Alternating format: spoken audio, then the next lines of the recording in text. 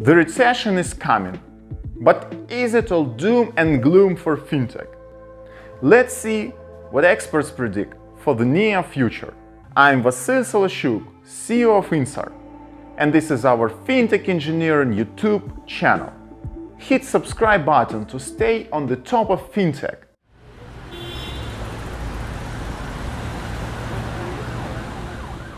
So, what is happening? Financial Times claims that almost $1 trillion has been raised from the fintech companies' valuations. I bet you have seen the news of PayPal slashing $900 million in spending and Klarna facing an 85% slump from its valuation in 2021. From chasing scale, many have shifted to cutting costs, planning how to streamline and focusing on their core businesses. But let's speak at the bright side.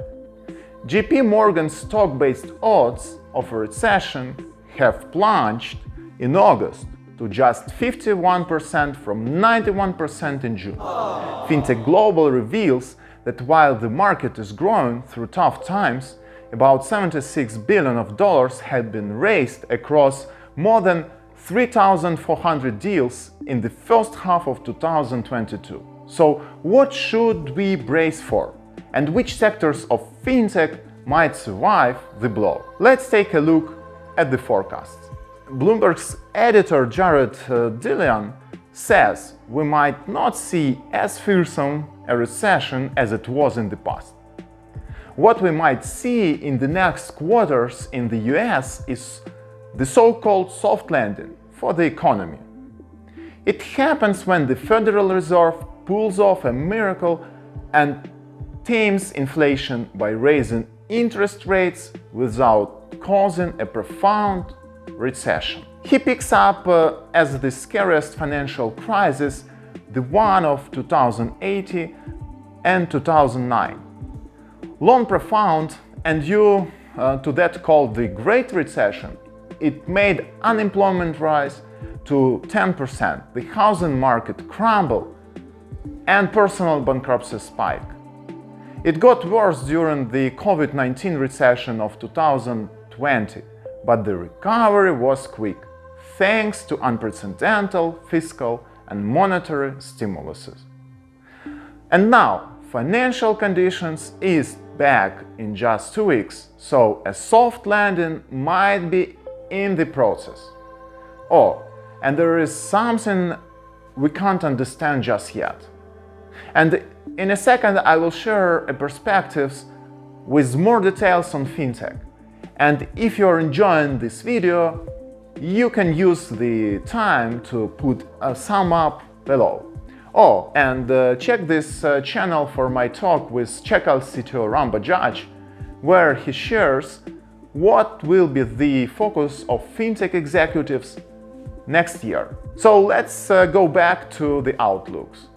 Tech leaders who shared their forecast with Fintech Global also focused on the Great Recession, but drew on the disruption scenario. The 2008 recession led to many consumers no longer trusting financial institutions. And fintech was a revolutionary product of that crisis and that need. So a new turn could hide behind the current recession bump.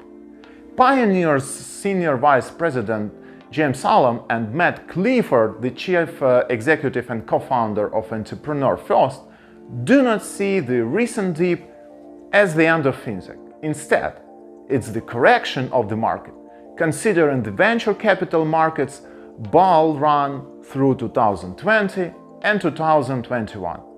Will it be harder to raise capital this year? Absolutely, practically for the late-stage companies. But small and capital-efficient companies will have little impact from the market turmoil on their long-term goals. And also, if you are selling a must-have product, you will probably have an easier time.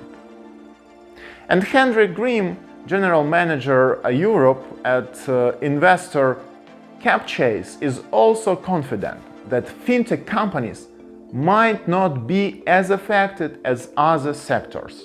With Europe and the US now having a more diverse tech industry, the 2000s crisis is unlikely to repeat. Also, pure tech businesses like software as a service and cybersecurity will be much less exposed than tech-enabled businesses. And by the way, Gartner has recently revealed that the still growing tech investment may reach $4.4 trillion in 2022. What other areas of fintech might escape the dangers? So Martin Cook, head of fintech and partner at law firm Burgess Salmon, supposes that B2B focused fintechs will shine, helping larger institutions improve operating efficiency. And according to Cook, customer demand will stay strong for digital financing tools, lending and funding, environmental, social and government solutions, savings, wealth management platforms, pensions, and new technologies that improve customer service.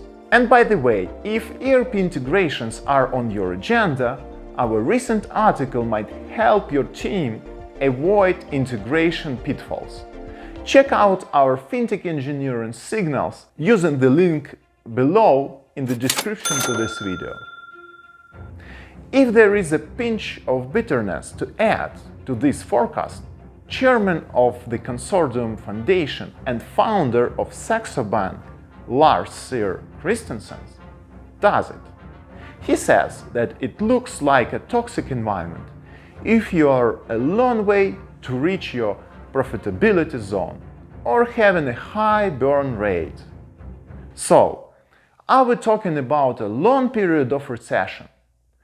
Insider intelligence shares the estimates of tech venture capital funds, and they expect the stock market downturn to be long.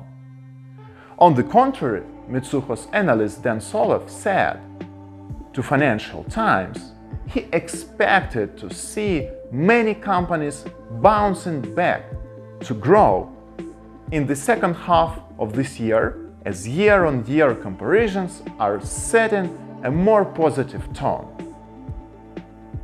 So, with COVID lessons learned and digital transformation spinning faster, the fintech stronghold might as well resist another fight. So, do you believe in fintech and technologies as I do? If yes, then like this video and subscribe to our channel to keep up with the most disruptive force in the universe. And it was me, Vasyl Soloshuk from Insart, and stay safe and see you in the next episode.